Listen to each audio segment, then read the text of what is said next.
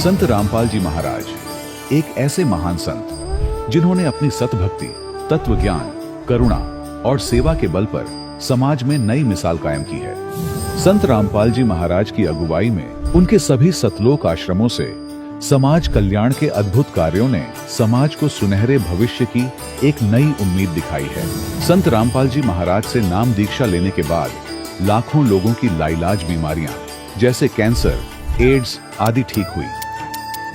संत जी के ज्ञान से प्रेरित होकर उनके अनुयायियों ने लाखों यूनिट रक्तदान किया। संत जी ने लाखों बहन बेटियों का दहेज मुक्त विवाह करवाया।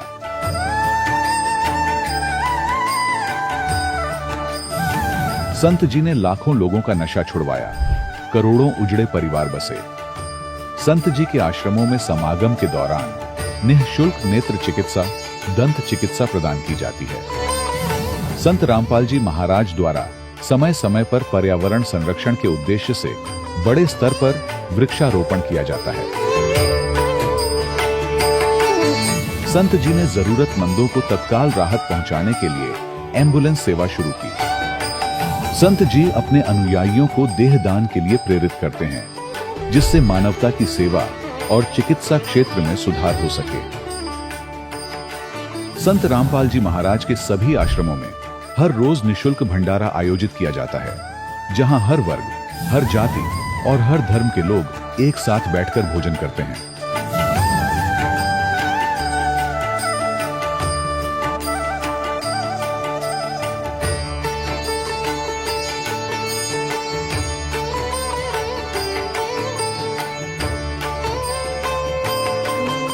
संत रामपाल जी महाराज की अन्नपूर्णा मुहिम ने गरीब और बेसहारा लोगों के जीवन में एक नई ऊर्जा और उम्मीद को जन्म दिया है। घर घर खाद्य सामग्री और जरूरी मदद पहुंचाकर संत रामपाल जी महाराज ने लोगों को दुख और मजबूरी से लड़ने की ताकत प्रदान की है।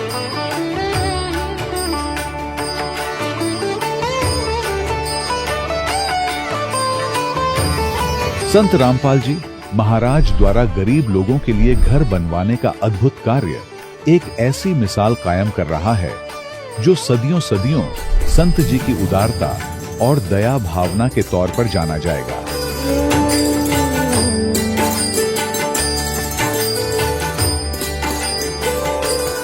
संत रामपाल जी महाराज के आश्रम में हजारों बुजुर्गों को सम्मान और प्यार के साथ जीवन जीने का अवसर मिलता है। उनके खाने, रहने और स्वास्थ्य की पूरी जिम्मेदारी संत रामपाल जी महाराज उठाते हैं। अनाथ बच्चों के लिए संत रामपाल जी महाराज के सभी आश्रम किसी वरदान से कम नहीं। यहाँ उन्हें शिक्षा, संस्कार और भविष्य के लिए बेहतर अवसर प्रदान किए जाते हैं। चाहे बाढ़ हो, भूकंप या महामारी, संत रामपाल जी महाराज और उनके अनुयायी हमेशा ही जरूरतमंदों के लिए सबसे आगे खड़े रहते हैं। कोविड महामारी के दौरान संत रामपाल जी महाराज के आश्रमों से करोड़ों लोगों के लिए भोजन, दवाइयां और जीवन रक्षक सामग्रियां उपलब्ध कराई गई। चाहे गरीब की मदद हो या किसी शोषित और पीड़ित वर्ग के हक और सम्मान की लड़ाई, संत रामपाल जी महाराज ने हमेशा ही उनकी दबी आवाज को सरकारों तक पहुंचाया है और उन्हें उचित न्याय दिलवाने में अहम भूमिका अदा की है। समाज में आध्यात्मिक और सामाजिक मूल्यों के प्रति जागरूकता लाने में संत रामपाल जी महाराज हर कदम पर मानवता के सच्चे सेवक साबित हुए हैं। संत रामपाल जी महाराज का जीवन हमें सिखाता है कि सच्ची सेवा वही है जो निस्वार्थ भाव से की जाए। आइए हम भी इस महान सेवा के कार्य में इस महान संत से जुड़ें और संत रामपाल जी महाराज से नाम दीक्षा लेकर अपने जीवन को धन्य बनाएं।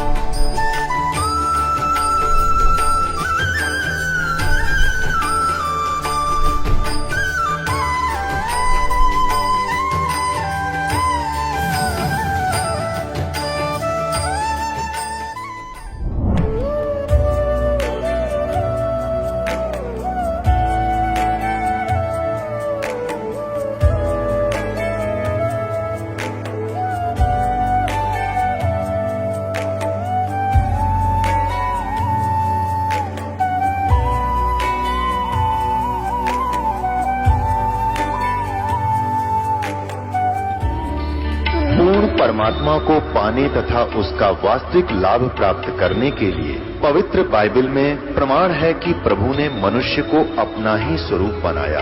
6 दिन में सृष्टि रचकर 7वें दिन विश्राम किया। कुरान शरीफ में प्रमाण है कि हजरत मोहम्मद को खुदा स्वयं कह रहे हैं कि मैंने तुम्हें उस परमात्मा की महिमा बताने के लिए भेजा है। वो परमात्मा कबीर है जिसने 6 दिन में सृष्टि रची तथा 7वें दिन तख्त पर जा विराजा। उसकी खबर किसी बाखबर से पूछकर तो देखो। कृपया अवश्य सुनिए जगत गुरु तत्वदर्शी संत रामपाल जी महाराज के अमृत वचन। सत साहिब दर्शकों, तकदीर में लिखे लेख कोई मिटा नहीं सकता। जो कर्मों में लिखा है वो भोगना ही पड़ेगा। पर आज इसके विपरीत हमारे सामने छत्तीसगढ़ का एक अनोखा किस्सा आया है। इनसे मिलिए। ये हैं राजेश्वरी जी, जो कि बलोद बाजार छत्तीसगढ़ से हैं। इनके पति जुए की लत में इस कदर डूबे थे कि जिसके कारण इनके पति ने घर का सब सामान बेच दिया। आर्थिक समस्याओं का इन्हें बहुत सामना करना पड़ रहा था और इनके पति की नशे की लत ने तो इनका जीवन ही बर्बाद कर दिया था। राजेश्वरी जी के जीवन में ग्रह क्लेश झेलना तो आम बन गया था। यहां तक कि इनके और इनके पति के रिश्ते में तलाक की नौबत आ गई थी। परंतु 28 मई 2013 का वो शुभ दिन, जिस दिन से इनके जीवन में खुशियों ने दस्तक देनी प्रारंभ कर दी। जी हां दर्शकों, इस दिन इन्हें मिली तत्वदर्शी संत रामपाल जी महाराज जी की शरण।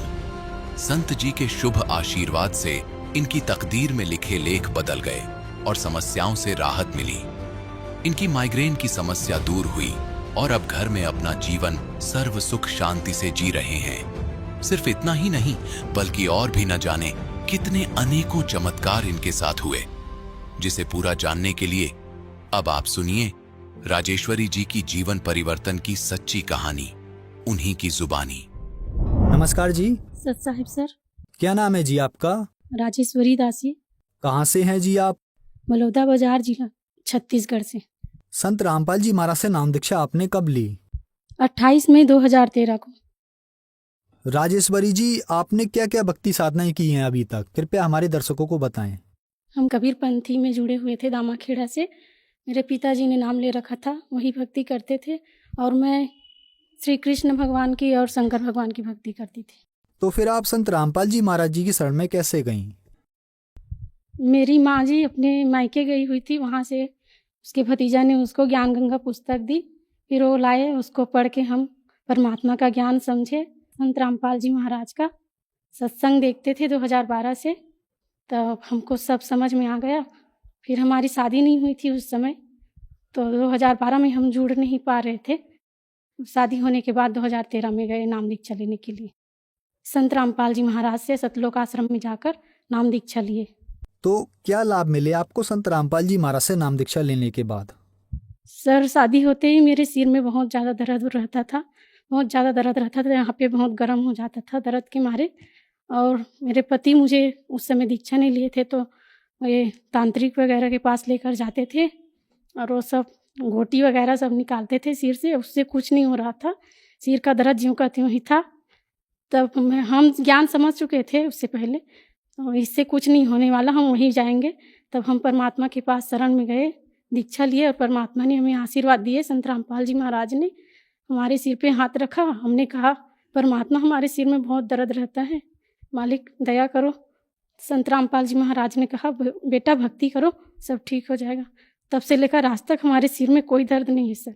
सिर के दर्द की वजह से हम भाटापारा जो शहर है वहाँ एक डॉक्टर के पास भी गए थे, तो उसको दिखाए तो उसने कहा ये माइग्रेन है, ये दवाई खाओगी फिर भी ऐसे रहेगा, ठीक नहीं होगा दवाई से, ऐसे बोले थे वो। जिंदगी भर आपका दर्द ऐसे रहेगा, ये माइग्रेन है, ऐसे रहता है, ठीक नहीं होता।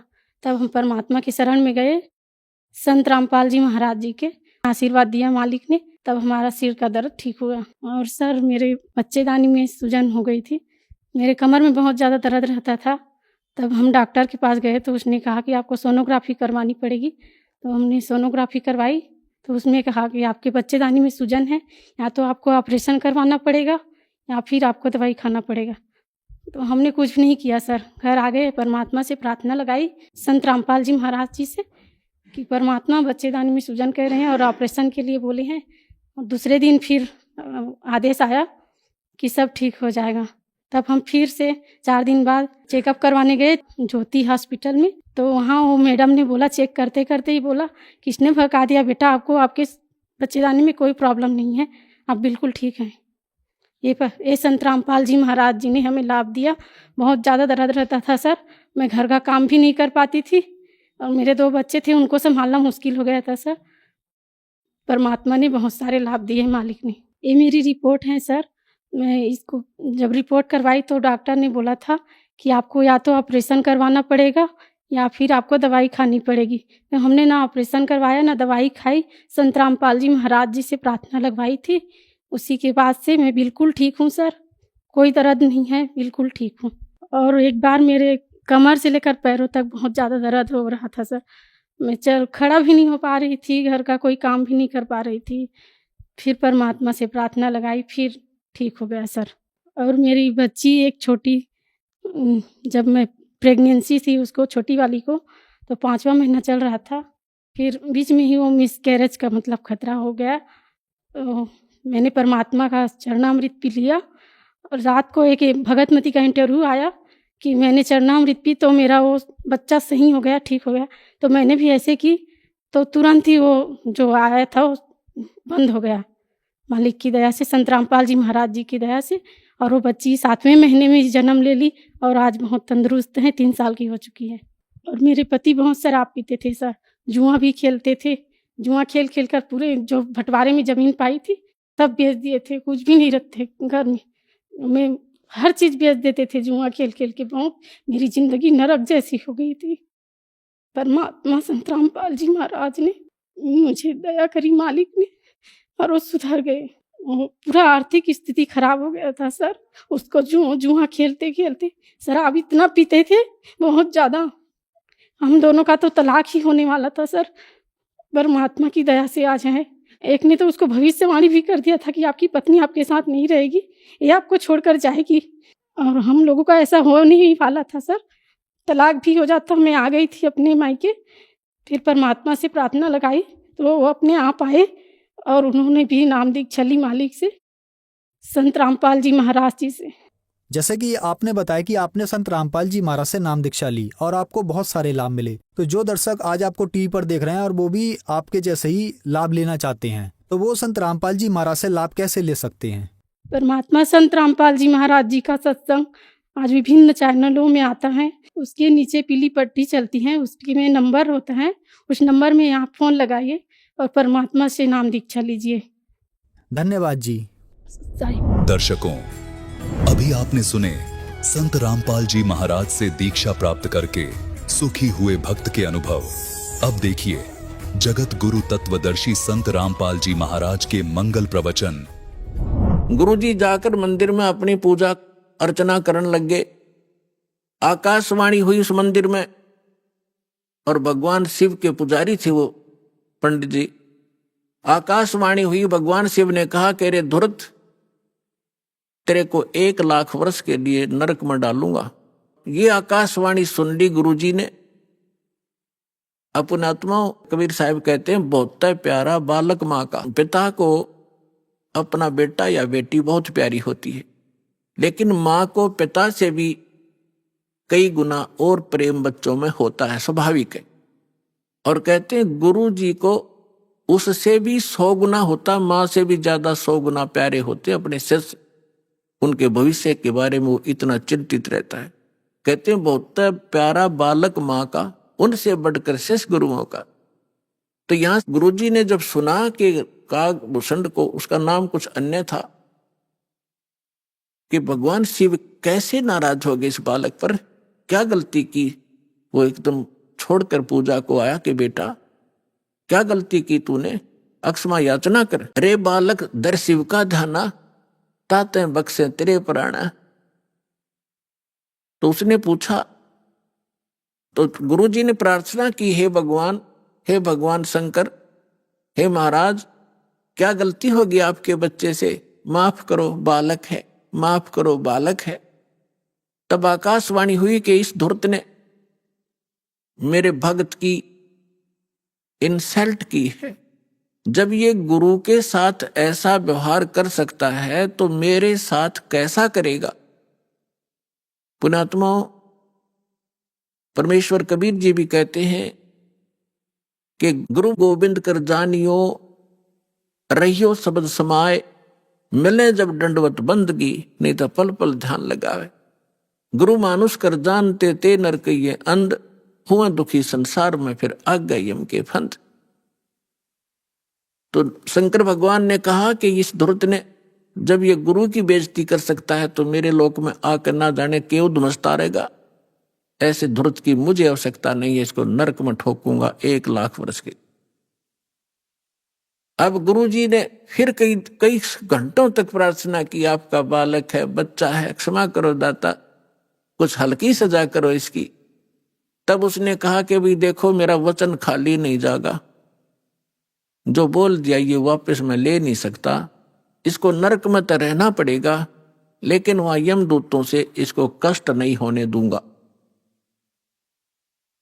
अब काकभूषण कहता है फिर मेरी कुछ समय के बाद मृत्यु होगी, मुझे 1,00,000 वर्ष तक नरक में रहना पड़ा, लेकिन वहां यमदूतों ने भगवान शंकर की आज्ञा से मुझे कष्ट नहीं दिया, लेकिन रहना पड़ा नरक में। अब उदाहरण के लिए दास आपको सुनाता है कि जैसे कोई वर्तमान सरकार का मंत्री है और मंत्री का कोई मित्र है, उसकी किसी कारण से जेल हो जाती है, तो वो मंत्री उसको जेल से नहीं छुड़वा सकता। वहां के कर्मचारी अधिकारियों को, जेल सुपरिटेंडेंट को कह देगा कि इसको कुछ नहीं कहना, तो रहेगा जेल में, लेकिन वहां उसको दिक्कत कुछ नहीं करेंगे। तो वह सजा तो होएगी, वह दिक्कत हो या ना हो, कहने का भाव ये। तो फिर ये काकभूषण क्या बताता है कि उसके बाद मैं 1,00,000 वर्ष नरक न भोगे के फिर मेरा जन्म हुआ। उस समय मेरा भक्ति बीज गिर गया, वो उस जन्म में। उससे पहले मेरा भक्ति बीज पड़ा नहीं था। उसके बाद फिर देखो, कहते मेरा जन्म हुआ, भक्ति की प्रेरणा बनी रही, इधर उधर भटकता रहा, संतों के पास गया, और जैसे कुछ संतों से ऐसा वैसा ज्ञान सुना कि भगवान तो निराकार है, निर्गुण है, उसी की भक्ति करनी चाहिए, सरगुण की भक्ति से कोई लाभ नहीं है। ये मेरे आत्मा में अन्य संतों से ज्ञान ग्रहण करके घर कर गई थी। अब बात एक दिन लोमस ऋषि कथा कर रहे थे, वहां जाकर मैं कथा सुनूं था, और लोमस ऋषि जी सरगुण के ऊपर कथा कर रहे थे, सरगुण भगवान के ऊपर। तो मैंने कहा कि ऋषि जी, सरगुण तो सब नाश हो जाए, मैं तो हूं निर्गुण का अधिकारी, मुझे तो निर्गुण कथा सुनाओ भगवान की। लोमस ऋषि ने बहुत से प्रमाण दिए कि बेटा, सरगुण बिना निर्गुण क्या गावे। अगर भगवान को आपने सरगुण में नहीं देखा तो निर्गुण का क्या लाभ उसका। अब जैसे वृक्ष बीज के माही, जैसे बीज के अंदर वृक्ष होता है, जैसे वृक्ष बीज सब ठोरा, जब उग गए तब दिखे मोरा। एक आम का गुठली है, और वह गुठली के अंदर वो आम निर्गुण रूप में है, निराकार समझो, जैसे तुम निराकार कहते हो। तो उस निराकार का क्या करेगा। आम का तो ये बता देंगे, इस गुठली में आम है, पेड़ है, पूरा पूरा वृक्ष है इसके अंदर, तो इसके बताने से तुझे क्या लाभ हुआ। अब उस बीज को बीजा जावे गुठली को, फिर वो पौधा बने, फिर वो पेड़ बने, और फिर वो आम लगे। तो सरगुण बिना निर्गुण के गावे। तो भगवान का लाभ जो है सरगुण से ही होगा, निर्गुण के गीत गान तो नहीं होगा। अब कहने लगे मेरे ये उदाहरण बहुत से उन्होंने दिए, पर मेरी बुद्धि में ग्रहण नहीं हुए। मैं उनके साथ ऊट पटांग अभद्र तरीके से प्रश्नोत्तरी करता रहा, यानी मजाक तौर पे। लोमस ऋषि ने मुझे श्राप दे दिया कि तेरा चंडाल के घर जन्म होना चाहिए, तेरे जैसे दुष्ट कार्य चंडाल, जा चंडाल बन। अब मुझे इतना एहसास हुआ कि मेरे से गलती हुई, मैंने क्रोध नहीं माना, और मैं जो भी उन्होंने मुझे फटकारा, डांटा, मैं ऐसे मायूस होकर देखता रहा। फिर मैंने हाथ जोड़कर चरण पकड़ के प्रार्थना की, हे ऋषि जी, इस दास को जन्म तो कहीं दे देना, पर एक आशीर्वाद दे दो, मुझसे गलती तो बन ही गई कि मेरे इस भक्ति की भूल ना पड़े। तब उस ऋषि ने वो आशीर्वाद दे दिया, ठीक है बेटा, जन्म तो तेरा चंडाल काग के घर होगा, लेकिन याद बनी रहेगी भगवान की।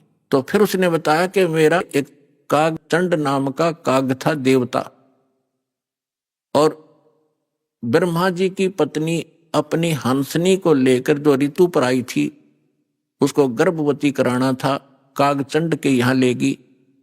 उनके संयोग से फिर मेरा जन्म हुआ। ऊपर से मुंह तो मेरा काग का है और नीचे का सारा शरीर देवताओं जैसा मनुष्य का है उसका। फिर क्या बताया उसने, जो मुझे आज जो वस्तु मिली, जो भक्ति मिली, एक जोगजीत नाम के संत मिले, ये परमात्मा थे।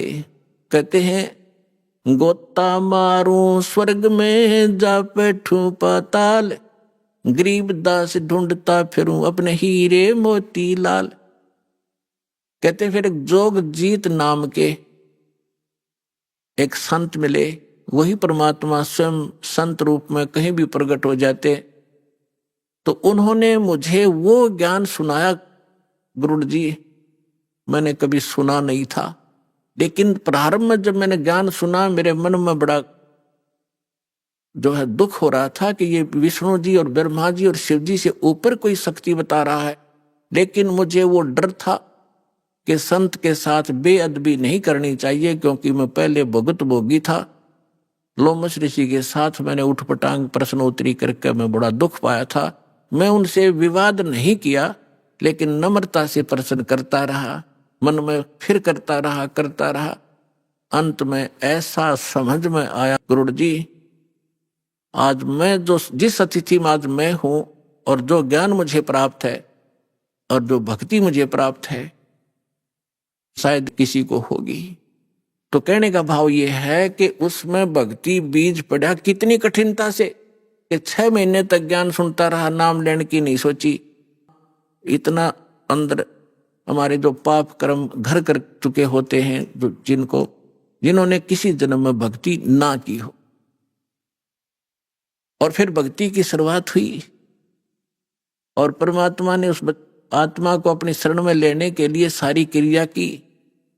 लोमश ऋषि से पहले उसको इतना डरवा दिया, यदि उस समय लोमश ऋषि काकभूषण को वो श्राप नहीं देता, वो डर उसके दिल में ना होता, तो परमात्मा का ज्ञान तो पुण्यात्माओं वो कभी नहीं सुन सकता था। आज आप देखते हो जितने भी पुण्यात्मा यहाँ आए हैं, आपने पहली बार यो ज्ञान सुना होगा तो आपकी सुई कभी 100 पर कभी 0 पर, कभी ऊपर कभी नीचे हुई होगी। ये क्या बक रहा है, कहाँ से ले आइए ज्ञान। और फिर देखे आपने प्रमाण, अब दांतों तले उंगली दबा रहे हो आप। तो कहते हैं 100 छल सीधर मैं करूं अपने जन के काज। तो आपके ऊपर जो रहम परमात्मा का है ये विशेष है। जो दास कहना चाह रहा था, आपको ये यथार्थ ज्ञान समझाने के लिए ये प्रमाण उदाहरण दिया है।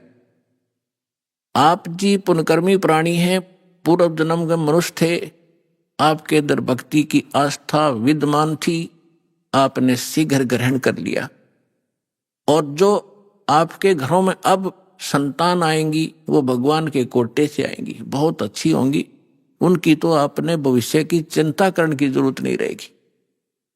और जो अन्य प्राणी हैं वर्तमान के अंदर हैं, वो जो ऐसे हैं जो पूर्व जन्म के मनुष्य थे वो शीघ्र आ जाएंगे, और जो काकभूषण जैसे होंगे उनका भी तरीका अपनाया परमात्मा ने। क्या होगा, एक घर में तीनों ने दीक्षा ले ली, एक नहीं लेता, ठीक है, तो वो काकभूषण की श्रेणी का है। अब उसके लिए मालिक ने क्या दया करी है, घर में आरती चलेगी, कोई मंत्र करे इधर बैठ के, कोई करे इधर बैठ के, सत्संग चलेगा, ना चाहते हुए कभी देखा जरूर गा, सुनेगा, बैठ के वैसे बैठा लेंगे, बैठता जा तू नाम मत लिए तो सुनेगा, तो कभी ना कभी उसके भी काकभूषण की तरह इच्छा बनेगी, उसके पाप नरम आएंगे। क्योंकि भगवान की कुछ ऐसे संस्कार होते हैं, ऐसे पाप होते हैं जो ज्ञान यज्ञ से ही समाप्त होते। अब कुछ ऐसे पाप होते हैं जो प्रणाम यज्ञ से समाप्त होते हैं, जैसे कपड़ा मैला हो गया, सिंपली कोई धूल मिट्टी लगी है झड़का दिया, निर्मल हुआ। थोड़ी बहुत और मैल लगा है तो वैसे पानी में से निकाल दिया तो भी ठीक हो गया। और भी ज्यादा मैला है तो साबुन प्रयोग करना पड़ता है, और भी ज्यादा कहीं कोई दाग लगा है तो ड्राई क्लीन करानी पड़ती है, तो वो तब निर्मल होता है। हमारे युगों युगों के अंतःकरण के अंदर बड़े धब्बे लगे हुए हैं, अंतःकरण में हमारे पाप जमा है, तो उन पापों के नाश के लिए ये सब प्रक्रिया आपकी यहाँ कराई जाती है। 500 यज्ञ कराई जाती हैं आपसे। एक यज्ञ है धर्म की। कुछ ऐसे पाप होते हैं जो धर्म करने से ही अक्षीण हुआ करते हैं। एक यज्ञ है धर्म की, दूसरी यज्ञ है ध्यान, परमात्मा का चिंतन, मीन ध्यान, उसकी कसक बने, उसकी एक न्यारी आपको याद बनी रहे, उसको ध्यान कहते। और तीसरी यज्ञ है हवन की। यहाँ पर एक ज्योति यज्ञ किया जाता है, ज्योति हवन कराया जाता है। तीसरी यज्ञ हवन की, चौथी यज्ञ प्रणाम, दंडवत प्रणाम कराया जाता है, जिससे अहंकार नाश होता है और कुछ पाप इस प्रणाम यज्ञ से ही नाश होते। और 5वीं यज्ञ है ज्ञान की। इस ज्ञान के सुनने से, कथाओं के सुनने से भी आपके बहुत से पाप अक्षीण होते हैं। अब जिस व्यक्ति को आप प्रारंभ में चर्चा करते हो परमात्मा की, तो वो नहीं ग्रहण करता, उठ के चल पड़ता है। कबीर साहब कहते हैं, कबीर पिछले पाप से हरि चर्चा ना सुहावे, और कै ऊंगे कै उठ चले ना और बात चलावे। जैसे किसी कर्महीन प्राणी से, संस्कारहीन प्राणी से आप भगवान की चर्चा करने लगते हो, और वो आपका विशेष मित्र भी हो, विशेष नाती भी हो। अब जो ऐसा वैसा व्यक्ति होगा तो 2 बात सुनते उठकर चला जाएगा कि ठीक है मैं फिर आऊंगा, मुझे काम जरूरी है, क्योंकि उसको वो अच्छा नहीं लग रहा, उसको सुहा नहीं रही। और कोई ऐसा मित्र होगा कि उठ नहीं सकता तो नींद आने लग जाएगी, लटके लेगा थोड़ी देर में।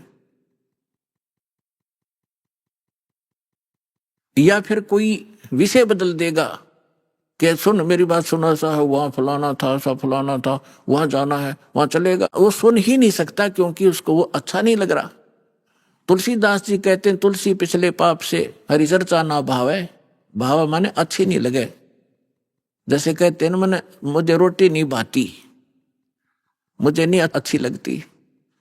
तुलसी पिछले पाप से हरि चर्चा ना भावे, और जैसे जवर के वेग से भूख विदा हो जाए। अब जिस व्यक्ति को बुखार हो गया हो, जवर हो जाए, मलेरिया, तो उसको न कोई भी पदार्थ है वो कड़वा नजर लगता है, महसूस होता है। जैसे रोटी खाएगा, 1 टूक 1 ग्रास नहीं खा सकता, वो कड़वा लगता है, थूकने को दिल करता है। ना काजू खा सकता, ना किशमिश खा सकता। मनुखा दाग को भी कड़वी बताता है। अपने आत्माओं ना मनुखा दाग कड़वी है, ना वो भोजन कड़वा है, ना खीर कड़वी है। कड़वा क्या है कि उसके बुखार ने, जवर ने, टेम्परेचर ने उसके शरीर की व्यवस्था इतनी बिगाड़ दी कि उसको मीठी वस्तु भी कड़वी लग रही है। अब उसका ट्रीटमेंट क्या है, उसका विकल्प क्या है कि उस मलेरिया बुखार को नरम करना पड़ेगा। बुखार उतरे बिना वस्तु स्वादिष्ट लगे नहीं। अब रोटी कड़वी लग रही है, मनुखा दाख कड़वी लग रही है, तो उसका ट्रीटमेंट क्या है?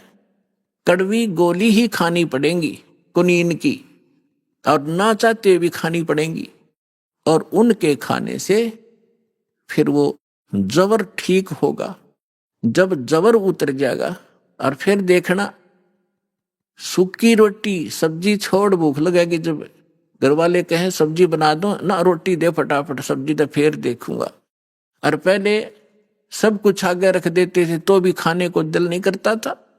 ठीक इसी प्रकार जो प्रथम बार जिसके ऊपर परमात्मा रजा बख्शते हैं किसी भी कारण से, किसी की माध्यम से सत्संग सुनाने की, तो वो ऐसा व्यक्ति जिसके पिछले पाप कर्म घने बढ़े हुए हैं, तो उसकी आत्मा के अंदर उस जबर के कारण उस मीठी वस्तु परमात्मा की चर्चा ग्रहण करने का वो व्यवस्था नहीं है, वो खराब हो चुकी है। तो उसके लिए क्या तरीका है कि ना अच्छी लगे तो भी सत्संग में बैठा रहे और सुनता ही रहे, जैसे कैसे भी सुनता रहे, चाहे अच्छी लगो या ना लगो। तो उस परमात्मा के वचन में, परमात्मा की वाणी में इतनी शक्ति है कि वो ना सुने, चाहे वहां वैसे बैठा रहे, और चाहे वो सो भी जा, जहां आरती चल रही हो, बाल जैसे कोई लेट गया, नींद आ गई, चलो लेट जा, सत्संग चल रहा है तो बैठ गया, बैठा रहे, चाहे कुछ भी सोचता रहे, ना सुने, चाहे दूसरे कमरे में बैठ जाए लेकिन कानों में ये सुनती हो, तो वहां भी असर करेगी ये वाणी। उसके शरीर के पाप को, अंतःकरण के वो पाप कट जाएंगे जो ज्ञान यज्ञ से कटने होते हैं। अब जैसे एक पहले क्या होता था, सभी उपचार आध्यात्मिक तरीके से होते थे। वो भक्ति तो उनके पास थी नहीं, साधु संतों के पास। जनता में खाना रोटी प्राप्त करने के लिए वो क्या करते थे, कोई जंतर मंत्र सिद्ध कर लेते थे। कोई तो सांप का, सर्प का जहर उतारने का मंत्र सिद्ध कर लिया, किसी ने बिच्छू आदि का जो जहर विष उतारने का मंत्र सिद्ध कर लिया, किसी ने कोई जाड़ जोड़ झाड़न का मंत्र सिद्ध कर लिया। ये कोई मोक्ष मार्ग तो नहीं था उनके पास, पर ऐसे सिद्धि कर लेते थे। तो जैसे एक सर्प का विष उतारने वाला व्यक्ति एक मंत्र सिद्ध कर लेता है, और जिसको सर्प ने डस रखा है वो अचेत पड़ा है, बेहोश पड़ा है, और वो जो सर्प का विष उतारने वाला व्यक्ति एक मंत्र बुदबुदाता है, बोलता है, वो अचेत व्यक्ति ना उसको सुन पा रहा है ना समझ पा रहा है, और तो भी वो अपना काम कर रहा है, उसके विष को उतार देता है, वो व्यक्ति सचेत हो जाता है, उसका जीवन दान हो जाता है। ठीक इसी प्रकार परमेश्वर की जो अमर वाणी है कबीर साहब और गरीबदास जी की, और उन महापुरुषों की जिनको भगवान मिले हैं, उनकी वाणी स्वसिद्ध होती है, उसको सिद्धि करने की आवश्यकता नहीं होती। और उस वाणी का उच्चारण जहां भी हो रहा हो, वहां चींटी पर भी, पशु पक्षियों पर भी, पेड़ पौधों पर भी उनका असर हो रहा है। वो दूसरी बात है कि उनके वो धीरे धीरे असर होगा, पेड़ पौधों पर बहुत देर में होगा, पशु पक्षियों पर उनसे शीघ्र होगा, और मनुष्य पर पशु पक्षियों से भी शीघ्र होगा। और उसके बाद फिर वो जो व्यक्ति टर्न वाइज मनुष्य जीवन प्राप्त है, उनको भी परमात्मा इस विधि से अब अपने चरणों में लेंगे। तो जब धर्मदास जी को परमात्मा ने कहा कि भाई अभी ये मूल मंत्र और मूल ज्ञान, ये सार नाम अपने परिवार को भी मत बताना। अब धर्मदास जी को चिंता बनी कि हे भगवान, मेरे को आपने 42 वंश का आशीर्वाद दे दिया, क्योंकि धर्मदास जी एक अच्छी आत्मा थे, लेकिन संसार के व्यवहार में वो घनाग्रस्त था। पहले उनको एक पुत्र था नारायण दास, और नारायण दास निकम्मा था, काल का दूत था। उसने परमात्मा के ज्ञान को ग्रहण नहीं किया, एक भी वचन सुना नहीं, उठकर चला जाता था। तो धर्मदास जी को ये चिंता बनी। धर्मदास जी ने कहा कि भगवान आप तो समर्थ हैं, मेरे पुत्र को शरण में ले लो, इकलौता पुत्र है, काल के हाथों चढ़ जाएगा, इसका जीवन नाश हो जाएगा। तो परमात्मा ने कहा बे धर्मदास, ये खुद ही काल का दूत है, तेरे घर पर भेज दिया, क्योंकि काल को पता था आप एक अच्छी आत्मा हो, और अच्छी आत्मा के घर पर एक आधा ऐसा व्यक्ति कोई कारण बनाकर काल भेज ही देता है। तो परमात्मा ने लास्ट में अपनी दिव्य दृष्टि देकर धर्मदास जी को उसके पुत्र नारायण दास की वास्तविकता दिखा दी। विकराल चेहरा, लंबे लंबे दांत, ओछा माथा। तो परमात्मा ने कहा कि ये दूत आया हुआ है, काल का स्पेशल भेजा हुआ है तेरी भक्ति नाश करने के लिए। इस बात से धर्मदास चिंतित हो गया कि हे भगवान, ये तो सचमुच ये तो लड़के के कवर में मेरा दुश्मन बैठा है। फिर उसको चिंता हुई कि हे भगवान 82 साल की उम्र होगी और अब क्या होगा, अरे ये तो काल का वंश चल गया मेरे से और पाप का भागी हो गया मैं। तो परमात्मा ने कहा कि ऐसे व्यक्ति का वंश नहीं चला करता। तो परमात्मा बोले जी इसका नहीं चलेगा तो मेरा भी वंश नाश हो गया। हे भगवान अब क्या होगा, मेरा क्या होगा, मेरा वंश कैसे चलेगा। तब परमेश्वर ने कहा कि तू चिंता ना करे, तेरे को 42 पीढ़ी दे दी मैंने, तेरा 42 पीढ़ी तक वंश चलेगा। तब धर्मदास जी कहने लगे इस काल का वंश चलेगा भगवान, इससे अच्छा तो ना चले। यो परमात्मा बोले नहीं, मैं और तेरे को एक पुत्र दूंगा, उससे तेरे 42 पीढ़ी वंश चलेगा। ये अब इन्होंने गलत व्याख्या कर रखी है। कबीर पंथी जो दामा खेड़ा वालों ने एक भ्रमणा फैला रखी है कि जो दामा खेड़ा की गद्दी से नाम लेगा उसका ही मोक्ष होगा। कबीर साहब ने 42 पीढ़ी को आशीर्वाद दे रखा है, 42 पीढ़ी को नाम देने का आशीर्वाद नहीं दे रखा। धर्मदास की चिंता मिटाने के लिए ये कहा था कि तेरे को 42 पीढ़ी का वंश दे दिया, तेरा वंश चलेगा और मोक्ष उसका होगा जो सद्भक्ति करेगा, पूरे संत जो मेरे अधिकारी संत से लेगा। तो फिर उसको 10 महीने के बाद एक चूड़ामणि उर्फ मुक्तामणि नाम का एक पुत्र उसकी पत्नी से जन्म हुआ परमात्मा के आशीर्वाद से। उनसे फिर उनकी ये 42 वंश चले। फिर धर्मदास जी को चिंता हुई। परमात्मा ने कहा कि अपने वंशजों को भी ये मूल ज्ञान नहीं बताना, मूल मंत्र नहीं बताना, सार नाम नहीं देना। अब धर्मदास जी ने फिर कलेजा पकड़ लिया और बैठ गया चिंता करके। परमात्मा बोले क्या बात होगी भक्त। कहने लगे क्या बताऊं गुरुजी, क्या बताऊं भगवान, आपने तो ऐसी प्रतिज्ञा करा दी कि मेरे वंशजों को भी नाम नहीं देना, सार नाम नहीं देना, सार नाम बिन मुक्त नहीं हो सकते, सतनाम भी नहीं बताना। आप कह रहे हो कि पहला पहला मंत्र देना, इनका मुक्ति क्यों करोगी भगवान। लाला जी था वो सेठ, धर्मदास जी बनिए के घर जन्म था उसका, वैश्य था। अब टोटे नफे को घना शीघ्र समझा था वो, तो उसको चिंता बन गई है, भगवान वंश तो दे दिया आपने, इनका ये पार क्यों करोगे। तब परमात्मा ने कहा कि तू चिंता ना करे, कलयुग के अंदर आगे चल के धर्मदास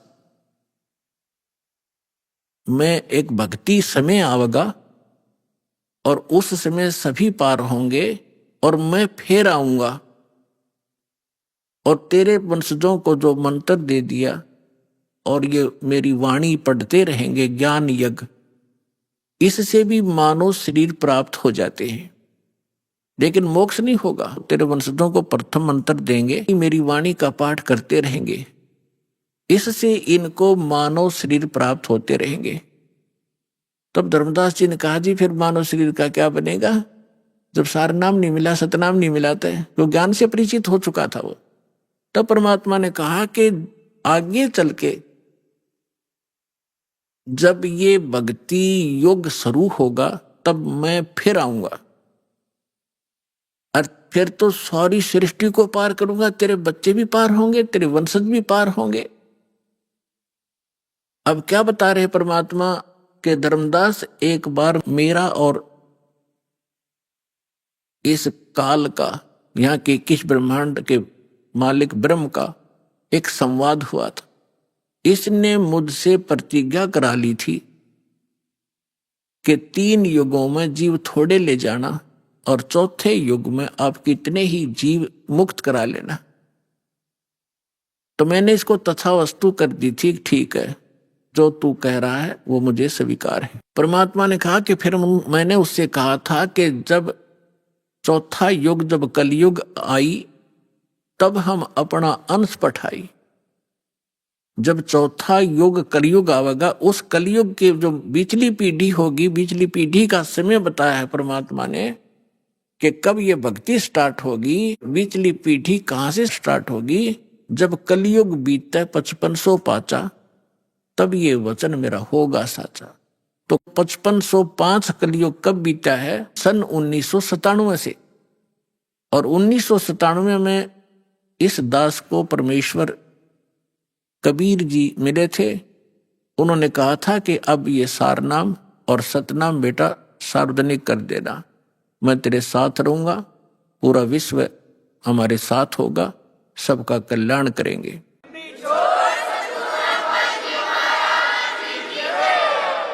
तो परमात्मा ने धर्मदास जी से कहा था कि काल से मेरी वार्ता हुई थी, तब मैंने काल से कहा था कि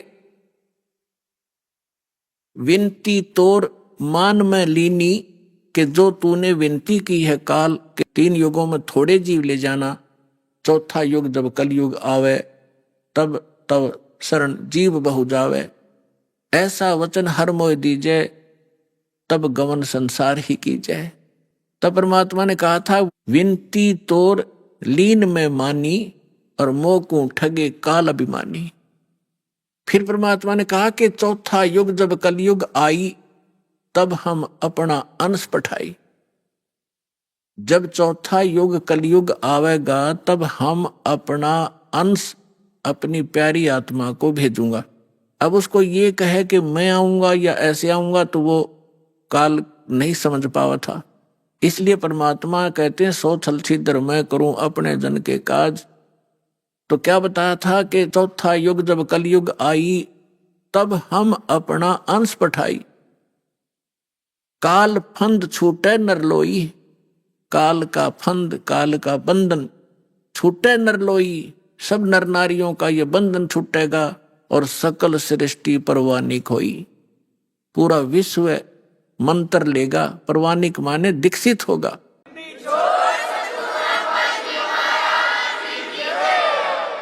काल फंद छूटे नरलोई, सकल सृष्टि परवानिक होई, और घर घर देखिए बोध विचारा, और सत नाम सब ठोर उचारा। पुण्यात्माओं, यहाँ पर आप देखोगे परमात्मा कबीर जी की महिमा और लीला, एक समर्थ के काम आप देखोगे। अभी तो आप बच्चे हो, फिर हिसाब लगाने लगोगे कि सचमुच ऐसा काम भगवान बिन हो सकता है। आपने गांव में, नगर में, शहर में आज तक कभी कोई पुस्तक बेचने वाला देखा था? परमात्मा के बच्चों के अतिरिक्त कोई प्याज बेच दे, कोई हरी मिर्च बेचता देखा होगा, कोई टिंडे बेचनिया भी मिल रहा होगा, पुस्तक बेचनिया नहीं मिल रहा। बेचना नहीं है, ये तो वैसे एक परमार्थ के रूप में सेवा कर रहे हैं, बेचते नहीं है। इस पुस्तक की कीमत नहीं बता सकते, लेकिन गांव गांव में ये भेज रहे हैं। तो परमात्मा का आदेश है ये, और लेने वालों की कमी नहीं। परमात्मा के बच्चों को प्रेरणा भी परमात्मा ही करता है कि देखेंगे पढ़कर इसमें क्या लिखा है। एक बार पढ़ ली तो फिर उसमें तो सब कुछ लिखा है, फिर तो सतलोक आश्रम राकर रुकेगी वो आत्मा, जो पुस्तक न पढ़ लेगी तो ज्ञान गंगा ने।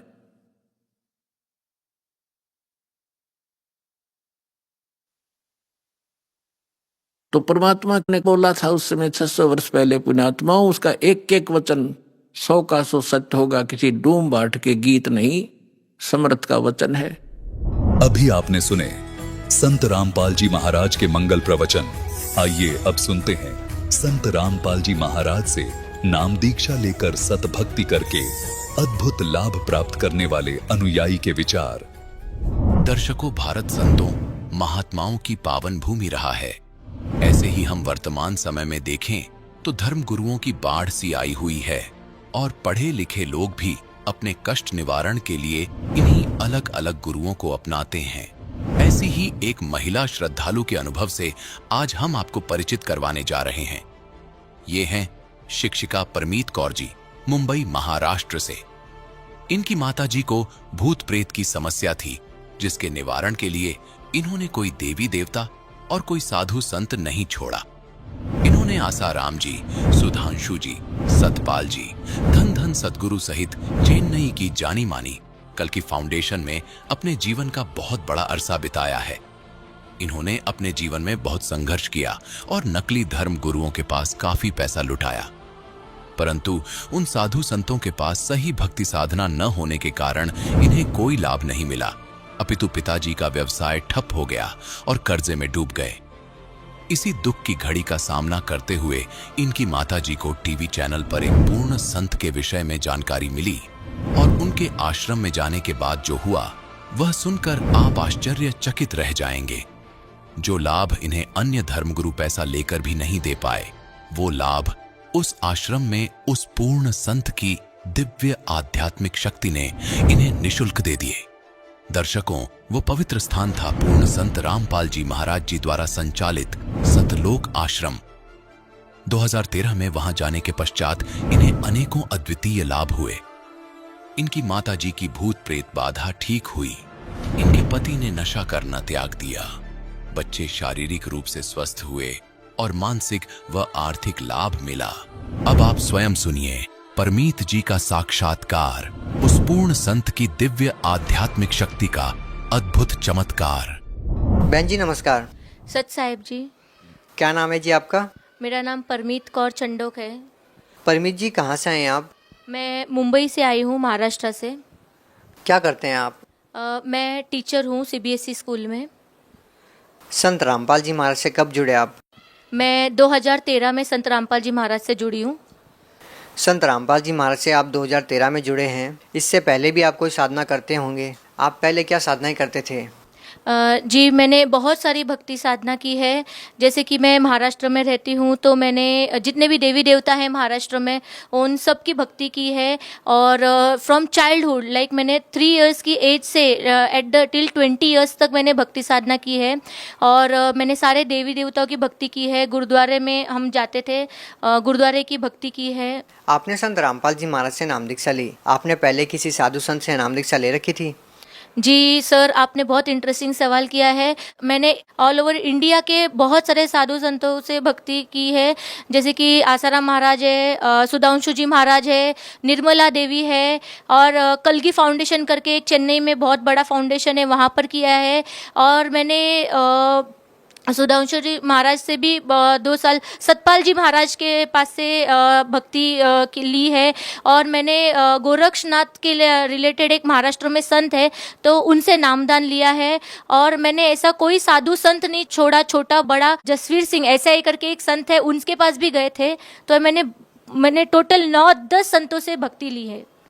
इतने सारे साधु संतों से आपने नाम दीक्षा ली है, उसके बाद आपने संत रामपाल जी महाराज से नाम दीक्षा ली। इतने सारे साधु संतों से आपने नाम दीक्षा ले रखी थी, भक्ति आप पहले कर ही रहे थे, तो फिर संत रामपाल जी महाराज के शरण में आने का कोई विशेष कारण? जी, बहुत बड़ा कारण था कि मेरी मम्मी जो थी उसको बाहर की प्रेत बाधा थी। तो जैसे कि मेरे पिताजी के जो फ्रेंड थे, उन्होंने ही उनके ऊपर एक उनका काम बंद हो जाए, और ये मेरी बातें सुने, इसलिए उन्होंने बाहर की कुछ क्रिया कर रखी थी, बाहर की कुछ करनी जैसे बताते वो कर रखी थी। तो जैसे ही वो किया तो उससे मेरी मम्मी इतना परेशान हो जाती थी कि उसको वो तकलीफ होने के बाद में न वो खाना बना पाती थी, न वो कुछ कर पाती थी, तो वो बिल्कुल हेल्पलेस हो जाती थी। तो उसके बाद फिर मेरे पिताजी का काम एकदम ज़ीरो हो गया। उसके बाद हमने सोचा कि हमें किसी ने बताया कि आप गुरुओं के पास जाओ, एक संत बनाओ, गुरु बनाओ। तो मेरे पिताजी ने सबसे पहले आसाराम महाराज के पास गए हमको लेकर। उन्होंने बोला पूरी फैमिली जाओ, ये भक्ति लो, नाम करो। हम आसाराम महाराज के पास गए। सबसे मेन कारण था, हमने वहाँ पर 5 साल भक्ति की है। उन्होंने जो भी बताया, मेरी मदर ने, हम सब ने, पूरी फैमिली ने नाम लिया है।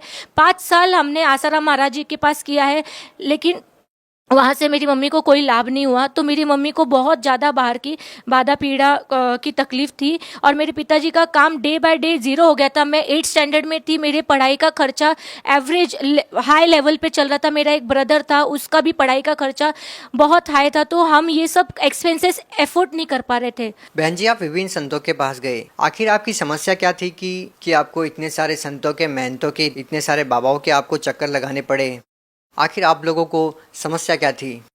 सर, ये जो परेशानी थी, जो हमारी बाहर की जो तकलीफ़ जो मेरी मम्मी को होती थी, तो जब हम उनके पास जाते थे, मैंने सतपाल जी महाराज के पास गई हूँ, उन्होंने मुझे जो नाम दिया है, तो वो नाम आज संत रामपाल जी महाराज बताते हैं कि ये ऐसा ऐसा नाम है। मैंने वहाँ पर प्रैक्टिकली वो नाम का जप 2 साल किया है। आसाराम महाराज जी ने जो नाम मंत्र हमको दिए थे, जो सरस्वती मंत्र हमको दिया था बचपन में, वो नाम मैंने 5 साल तक किया है। और गोरक्षनाथ के पास 7 मंत्रों का जाप दिया था, जो मैं 108 की माल मैं करती थी। मैं आज आपके सामने एक लाइव एग्जाम्पल हूँ कि मैंने इतने गुरुओं के पास जाकर इतनी भक्ति की है, उन्होंने जो साधना दी है वो मैंने प्रैक्टिकली की है। मैं किसी भी संत के पास फेक बात नहीं कर रही हूँ, मैं खुद का सेल्फ एक्सपीरियंस आज बता रही हूँ आपको कि मैं उनके पास जाकर मैंने इतने years 20 years of my life मैं उनके पास गई हूँ। 2-2 साल मैंने उनके साथ रहकर वो भक्ति की है जो उन्होंने दी है, और ये मैं खुद एक्सपीरियंस करके आई हूँ कि वहाँ पर क्या, मैंने खुद उनका प्रचार भी किया है कि ये संत है, आप इनके पास जाओ। तो वो मैंने जो प्रचार किया वहाँ पर, उस भक्ति से मुझे लाभ नहीं हुआ। तो फिर आपको कैसे आराम मिला? आपकी जो सारी बाधाएं थी, वो जो परेशानियां थी, कैसे खत्म हुई फिर वो सारी परेशानियां? तो जब हम संत रामपाल जी महाराज के पास पहुँचे तो मेरी मम्मी ने पापा जी से कहा कि पापा ने मेरे पूछा कि आप संत रामपाल जी महाराज से आज हमने नाम ले लिया है, तो क्या आज आपको तकलीफ़ फिर से हो रही है? तो मम्मी ने बोला यहाँ तो नहीं हो रही, हम घर जाके चेक करेंगे हो रही है कि नहीं। अगर घर जाते मुझे तकलीफ़ नहीं होगी तो ये संत रामपाल जी महाराज खुद परमात्मा का अवतार है, तो यही हमारे सच्चे गुरु हैं करके, और यही अब यही भक्ति हम इसके आगे उम्र भर करेंगे। और थैंक्स टू बंदी छोड़ सदगुरुदेव रामपाल जी महाराज, उस दिन के बाद मेरी मम्मी की वो जो तकलीफ थी ना वो बिल्कुल नहीं हुई है। मेरी मम्मी साथ में है और उसको आप देख सकते हो लाइव। देखो आज वो है ना मेरे साथ जिंदा है करके। ये जो बाहर की तकलीफ होती है ना, ये इंसान को कहीं का नहीं छोड़ती, ये मार के ही दम लेती है। माता जी नमस्कार। सत्संग। आपकी बेटी जो अनुभव हमारे दर्शकों के सामने जो साझा कर रही है, क्या वास्तव में ही आपको ये परेशानियां थी? क्या वास्तव में ही आपने हिंदुस्तान के सभी संतों के पास जाकर अपनी बीमारी का इलाज करवाना चाहा? जी हाँ, मुझे भूत बाधा की तकलीफ़ थी। रात के टाइम, रात के 1:30-2 बजे रोज़ मुझे नींद नहीं आती थी। जब मैं सोती थी कोई तो भी चीज़ आके मुझे परेशान करती थी, मुझे किधर हाथ में किधर कुछ ऐसे टोचती थी, तो मैं उठ के बैठ जाती थी, डर जाती थी। कभी कभी वो चीज़ मेरे मुंह के अंदर श्वासों के थ्रू अंदर प्रवेश कर जाती थी, पेट तक आ जाती थी, तो पेट दुखने लग जाता था। दुखने लगा तो ऑटोमेटिकली मैं आधी रात को उठ के बैठ जाती थी। आपको जो परेशानियां थी उसका समाधान करने के लिए आपने किन किन धर्मगुरुओं से आपने नाम दीक्षा ली? जो समस्या थी उसको हल करने का उपाय पूछा? मैंने पहला स्वामी हरिदास जो है वडगांव शहरी में पूना में रहते हैं, उनके पास गई थी। फिर किसी ने बताया भाई आसाराम बापू जी के पास जाओ, उनको सदगुरु कर लो, तो उनके पास भी गई थी।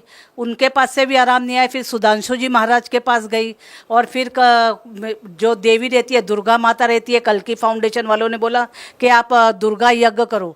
तो दुर्गा यज्ञ को बहुत पैसे के खर्चे थे, तो हमको इतना अफोर्ड नहीं होता था। फिर भी एक बार हमने किया। एक बार करने से कुछ इतना लाभ हुआ नहीं, थोड़े दिन आराम हुआ जरूर, लेकिन उसके बाद फिर वो परेशानी चालू होगी। मतलब मेन मुझे क्या, रात को नींद नहीं आती थी। वो जो परेशानियां थी कैसे खत्म हुई फिर वो सारी परेशानियां? मैं जब टीवी के चैनल के माध्यम से थ्रू जो आई हूँ, ये संत रामपाल जी महाराज के जो प्रवचन ख़त्म होते थे उसके लास्ट में जो बताते थे कि किन भक्तों को कैसे लाभ हुआ, वो सुनती थी। तो उससे मुझे लगा भी मेरा भी जो प्रॉब्लम है इधर से हल होएगा। तो मैंने हमारे भगत जी को कहा कि हम इधर आश्रम में फ़ोन करते हैं। तो हमने हरियाणा में फ़ोन किया, तो वो उधर बोले आपने एड्रेस दे दिया पूना का भी, आप इधर आ जाओ, ये तो आपको इधर आके नामदान लेना पड़ेगा तो ही होगा, ये फ़ोन के ऊपर पूरी बात नहीं हो सकती। तो हम लोग उधर हरियाणा चले गए। हरियाणा गए तो उन्होंने बोला आपको नामदान लेना पड़ेगा, तो उधर नामदान ले लिया। और उसी दिन से मुझे तुरंत ही, मुझे उस दिन रात को मैं शांति से आराम से सोई, मुझे कुछ तकलीफ नहीं हुई। फिर भी मेरे दिल में ऐसा आया भी मैं ऐसा ना हो, अभी तो मैं संत रामपाल जी महाराज के सामने हूँ, ये उपस्थित है इधर गुरु जी, और घर में जाकर मुझे तकलीफ ना हो जाए। तो हम उधर 5-7 दिन रुक गए कि रात को भी मुझे कुछ तकलीफ होती है कि नहीं, तो कुछ तकलीफ नहीं हुई। और फिर घर में आने के बाद भी मुझे कभी तकलीफ नहीं हुई। हमने उधर कुछ पैसा विसा कुछ भी दिया नहीं है। देखिए, पहले जो आपको समस्या थी तो विभिन्न संतों ने आपको अलग अलग तरह के विभिन्न अनुष्ठान बताए, अलग अलग तरह से आपसे पैसा लिया। तो जब आप संत रामपाल जी महाराज के शरण में गए तो आपने कितने अनुष्ठान किए, कितने पैसे आपने दिए जब आपको ये राहत मिली? मैंने एक 5 पैसा भी दिया नहीं, उधर मुझे सब फ्री में हुआ। खाली उधर गुरुजी ने जो मंत्र दिए हैं वो मंत्र करने मात्र से ही मेरी वो तकलीफ हल हो गई। उन्होंने जब लाइन में लग के आशीर्वाद दिया, हालांकि मैंने उनको बताया भी नहीं था भाई मुझे ये तकलीफ है, लेकिन वो तो अंतर्यामी है, वो तो परमात्मा है, वो तो स्वयं जानते हैं भाई मेरे बच्चे को क्या तकलीफ है, वो स्वयं ही जान गए। उन्होंने मुझे आशीर्वाद दे दिया और मैं ठीक हो गई। आपने हिंदुस्तान के उन सभी नामी गिरामी संतों से नाम दीक्षा ली जो आज के दिन टीवी चैनलों पर प्रसिद्ध हैं, लाखों लोगों का प्रतिनिधित्व करते हैं, लेकिन आपकी माताजी की जो भूत प्रेत की बाधा थी वो किसी भी संत से दूर नहीं हुई। आपकी ज़िंदगी में जितने भी कष्ट थे वो किसी भी संत से दूर नहीं हुए, लेकिन जब आपने संत रामपाल जी महाराज से नाम दीक्षा ली तो आपके सभी वो दुख दूर हो गए। तो संत रामपाल जी महाराज से नाम दीक्षा लेने के बाद आपको और क्या राहत मिली जो आप लेना चाहते थे?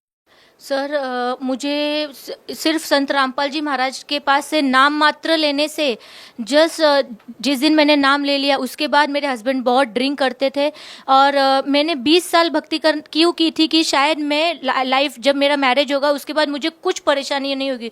इतनी सारी देवी देवता की भक्ति करने के बाद इतने यज्ञ डे एंड नाइट यज्ञ किए मैंने, मंदिरों में माथा टेका है, हार फूल चादर वादर जितना भी मटेरियल था मैंने सब भक्ति भाव से चढ़ाया है। ऑल सब मैंने उपवास हर दिन के उपवास मैंने कर लिए हैं और इतना करने के बाद मैरिज के बाद मेरे ऊपर बहुत दुखों का पहाड़ टूट गया।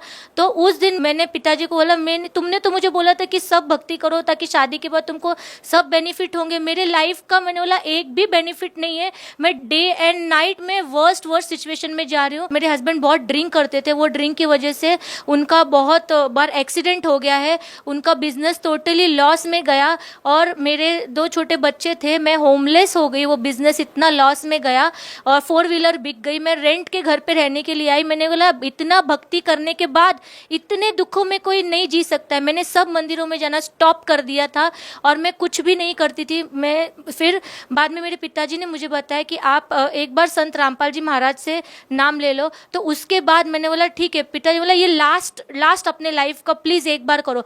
जब मैंने संत रामपाल जी महाराज से नाम लिया विदिन 6 मंथ मैंने संत रामपाल जी महाराज को नहीं बताया था कि मेरे हस्बैंड इतना ड्रिंक करते। उन्होंने 6 महीने के अंदर उनको प्रेरणा हुई, वो खुद आए, उन्होंने नाम लिया। आज उनकी 6 महीने के अंदर मेरे हस्बैंड की ड्रिंक छूट गई। उसके बाद 1 साल के अंदर मेरा बॉम्बे में फ्लैट बन गया है, मेरा खुद का फ्लैट बना है। आज मुझे परमात्मा ने बहुत बड़ा घर दिया है।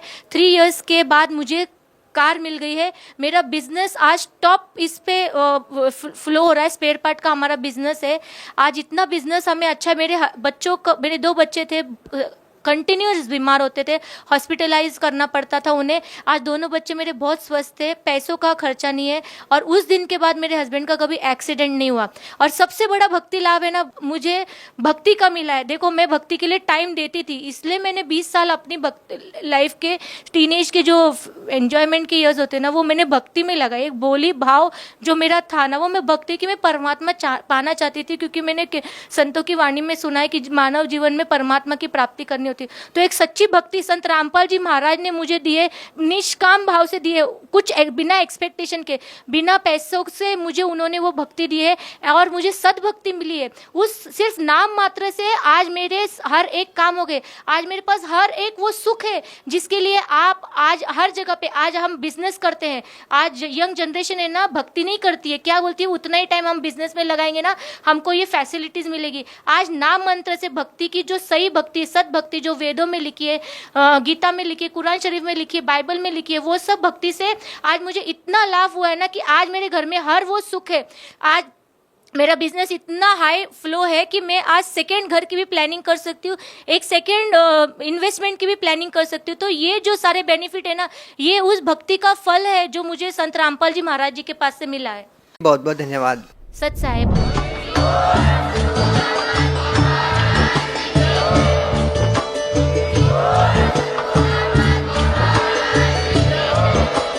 आप सुन रहे थे जगत गुरु तत्वदर्शी संत रामपाल जी महाराज जी के मंगल प्रवचन। अधिक जानकारी के लिए विजिट कीजिए हमारी वेबसाइट www.jagatgururampalji.org।